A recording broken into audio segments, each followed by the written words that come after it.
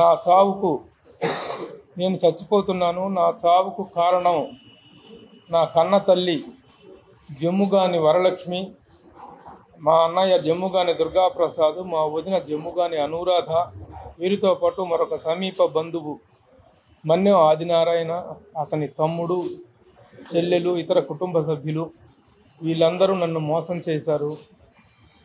నన్ను మానసికంగా క్షోభకు గురి చేశారు, మోసం చేశారు అని.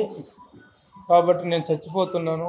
ఏమండి, ఈ వయసులో మిమ్మల్ని పిల్లల్ని వదిలిపెట్టి, మీకు అండగా ఉండాల్సిన వయసులో మిమ్మల్ని పిల్లల్ని వదిలిపెట్టి వెళ్ళిపోతున్నాను, నన్ను క్షమించండి అని చెప్పి ఒక సూసైడ్ నోట్ ఒకటి కనిపించింది. దాంట్లో ఒక మహిళ మృతదేహం అని చెప్పేసి 4వ తారీఖు మధ్యాహ్నం మాదాపూర్ పోలీసులు, పంజాగుట్ట పోలీసులకు ఆ ఫోటో పంపించారు.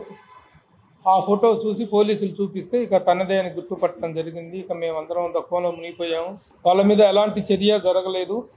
అదే ఆ సూసైడ్ నోట్లో కనుక ఆవిడ పెట్టి ఉండకపోతే ఇమ్మీడియట్గా భర్తగా నన్ను అరెస్ట్ చేసి ఉండేవాళ్ళు.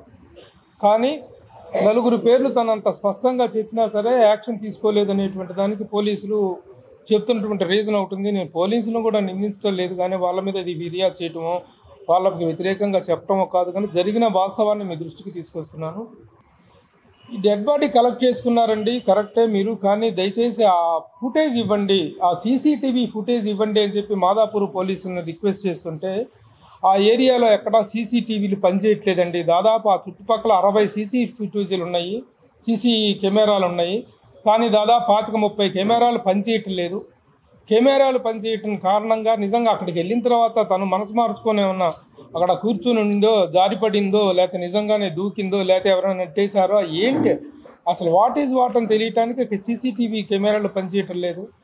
జంట నగరాలు 2 కూడాను సీసీటీవీ కెమెరాల నిఘా నేత్రంలో జంట నగరాలు అని చెప్పి మనం ఘనంగా పేపర్లో చదువుకోవటం చూస్తున్నాం. కానీ ఇక్కడే కాదు, తను నిశ్చయం దగ్గర నుంచి వెళ్ళిన దారిలో ఎక్కడా కూడా నా సీసీటీవీ కెమెరాలు అనేటువంటి సరిగా పనిచేసినటువంటి దాఖలాలు లేవు. నాకు వ్యక్తిగతంగా జరిగిన నష్టం గురించే కాకుండా సీసీటీవీ ఫుటేజ్ అనేటువంటిది, కెమెరాల నిఘా అనేటువంటిది ఈ రోజున అంత ఆధునికమైనటువంటి ఈ టెక్నాలజీ పెరిగిన ఈ రోజుల్లో ఒక సీసీటీవీ కెమెరాలు అంత, ఎందుకంటే దుర్గమ్మ చెరువు అనేటువంటిది ఈ రోజున ఒక సూసైడ్ పాయింట్గా తయారైంది. అలాంటి చోట్ల సీసీటీవీ కెమెరాలు పనిచేయట్లేదు లేదని చెప్పడం అనేటువంటిది పోలీసులు చెప్తున్నారు.